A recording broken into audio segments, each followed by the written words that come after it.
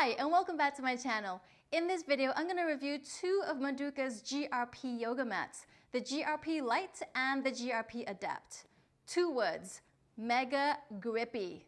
GRP, grip. Get it? Stick around till the end because I'll also do a quick comparison against the Manduka Pro and Pro Lite mats. Because I know you are going to be asking me, but how does it compare against the Manduka Pro series? At the time of making this video, I've also got a discount code for you if you're in Europe, so you definitely want to stick around for that. If we haven't met yet, hi, I'm Jaime at Enlightened Spoon. On this channel, you'll get yoga and meditation practices and tools just like today's, and other times you'll get nutrition, fitness, and lifestyle tips. All the things to help you stress less yet accomplish more. So hit that like button and consider subscribing if you want more like this. I've been practicing yoga for more than 20 years now and teaching since 2008. So I've tried and tested lots of different mats across different yoga studios around the world. I currently teach in a hot yoga studio with classes ranging from more dynamic vinyasa core power to yin and yoga nidra, more quiet, reflective and restorative styles, all of which require different things from your yoga mat. Now, in full disclosure, I got the GRP Lite and Adapt mats I'm reviewing today for free from Manduka, but it wasn't for the purposes of this video. I'm actually working with them on a completely different project, but since I got these and you guys really liked my previous review of the Pro Series mats and were asking about the GRP, I thought I'd do this review. If you want to know about the classic Pro Series, go check that video out.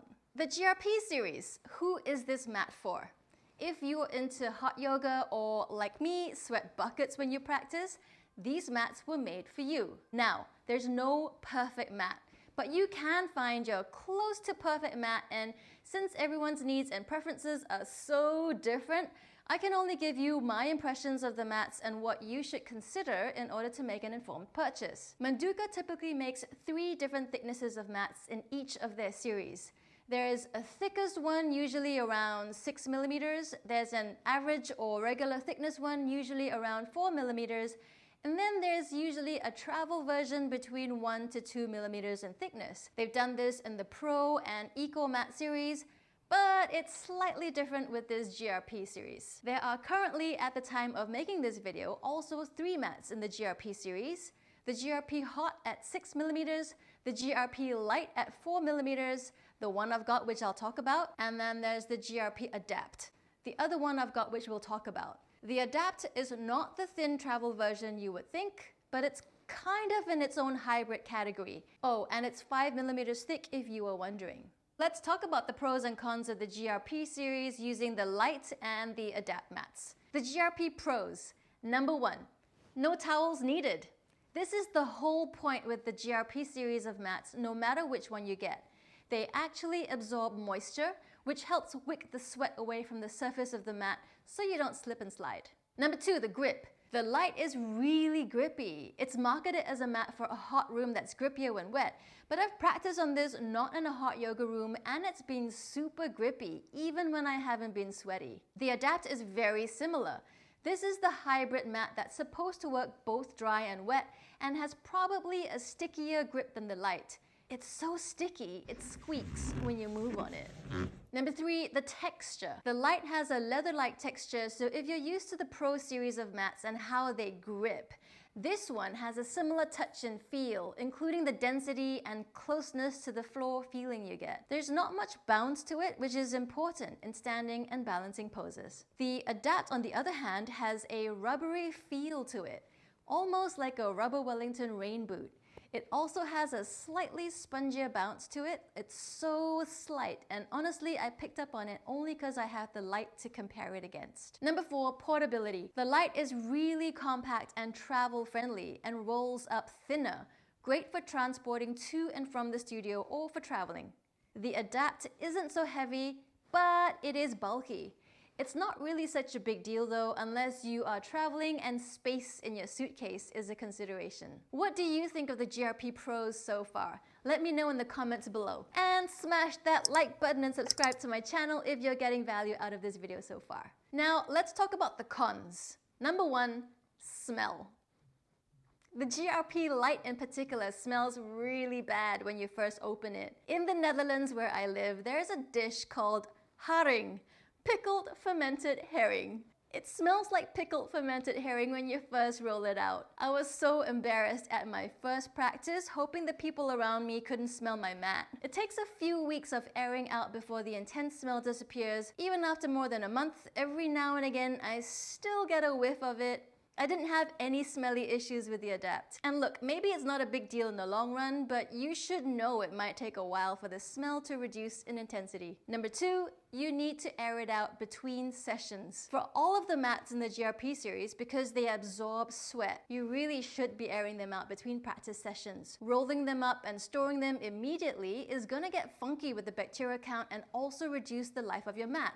So it's a bit more maintenance than a mat that doesn't absorb sweat. Which leads me to my next point. Now, maybe this is just me coming from almost 20 years practice on the Manduka PRO series and being used to that mat. The PRO series has a lifetime guarantee, so you can really abuse those mats. You can disinfect it with essential oils or disinfectant spray found in most studios, and I usually just soap it and hose it down in the shower, leave it out to dry, boom, it's done. In comparison to that, because the GRP series of mats absorb moisture, you need to be a little more careful with them. You can't just spray disinfectant and wipe it down. It'll just absorb that disinfectant, and Manduka doesn't even recommend that on their FAQ page. They do make a GRP mat cleaning spray they recommend, of course, but it kind of gets expensive over time. I've simply just been wiping it down with a damp cloth, but the OCD in me is just not convinced about the hygiene factor. I really just want to hose and soap these mats down, but haven't worked up the courage to in case it really destroys these mats.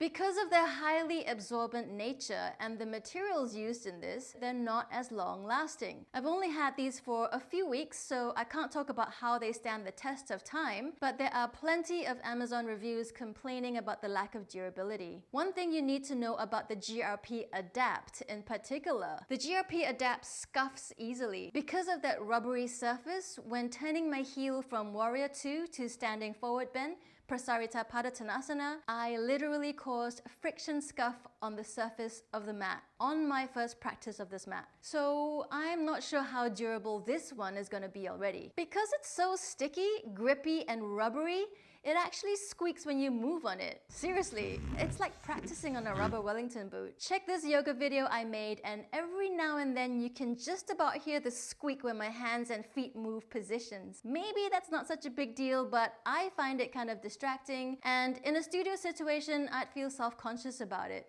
And you know, maybe that's just me, and maybe you do vinyasa classes with loud music so no one else will hear it, but it's something you should know about. It's a dust magnet. I don't know why, maybe because it's so sticky or because it's black so dust shows up more easily. I don't have the same issue with the GRP Lite or even my Manduka PRO black mat when I leave them out. So I find myself Swiffering it often. Yes, Swiffering my yoga mat. Now do note, the scuffing, squeaking, and dust attraction are only from the GRP Adapt. I don't have those issues on the GRP Lite. So, would I recommend these GRP mats? Cause that's why you're really here, right? In a heartbeat, I love the GRP Lite. Especially if you're into hot yoga or sweat a lot, don't like fussing with yoga mat towels, and if you're already used to practicing on the Pro or Pro Lite mats, this has a similar touch and feel. The only thing is the extra care you'll need to air it out between sessions and to clean it. And also know that this isn't as long lasting as the Pro series. So if you're concerned about your environmental footprint, that's another thing to bear in mind. I don't know how long lasting it is, but that's something that you can check out other reviews to find out people who've had longer use with these. If you couldn't already tell, I'm not such a fan of the GRP Adapt. Simply from a texture and feel point of view. Like I mentioned earlier, it makes me feel like I'm practicing on a rubber Wellington boot, especially when it keeps squeaking. But this is so personal and subjective, and maybe you don't have the same issue that I have with it. Maybe you won't get as distracted with it as I am. Heck, maybe the way I practice, I squeak and you don't. And if you stuck it out up until here, you probably want to know about how it compares with the Pro series. Look, you're talking to someone who's been practicing on the Pro and Pro Lite for almost 20 years, so I already have a biased preference towards it. It's easy maintenance, durable, and the hygiene factor of being able to just soap and hose your mat down and have it dry quickly is important to me. I'll link to my previous review for the Pro series in the description below. I also like throwing a mat towel over that I can wash later. Hygiene, man, it's a thing. And if you've never heard of yoga mat towels, where have you been? Check out my review of the Manduka Equa mat and hand towels in this video. Maybe you are less anal than I am or sweat less than me, so all of my concerns are not really a concern of yours, but ultimately my heart belongs to the Pro series, and I feel like the GRP Lite, my current favorite mat, is my mistress. Also because I'm not sure how long it's gonna last on me, so time will tell, like all good mistresses. Just kidding. So, has this helped you? Confused you even more? Let me know in the comments below, and smash that like button and subscribe to my channel for more yoga and meditation videos to help you stress less yet accomplish more. Ready to make that purchase? Use my code ENLIGHTENSPOON for a 10% discount off any Manduka product if you're based in Europe. Still valid at the time of shooting this video. I make a small commission with any purchase at no extra cost to you. It simply allows me to continue making these hopefully helpful videos for you. Now, another question I've been getting a lot is Lifeform or Manduka. So stick around for my next video where I'll compare the Lifeform against the Manduka GRP and Pro mats. Smash like, subscribe, check out my other videos for more nutrition, fitness, and lifestyle tips on how to flow through your busy life with more grace, ease, and flow, and I'll see you in the next one.